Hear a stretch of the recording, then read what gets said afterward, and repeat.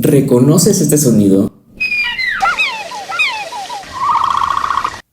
Hoy te voy a mostrar cómo es que se creó el sonido del Dilophosaurus. The chirps, this is a baby ostrich. Swans. And this is a dog. So you put them together and then it gives a little more personality.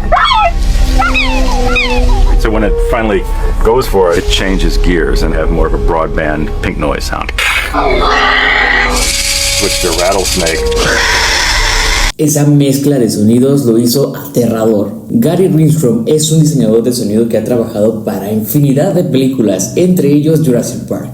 Ha ganado 7 premios Oscar por su trabajo de diseño en sonido en las películas. Obviamente también Gary aparece en el documental que se realizó en 1995 sobre cómo se realizó Jurassic Park.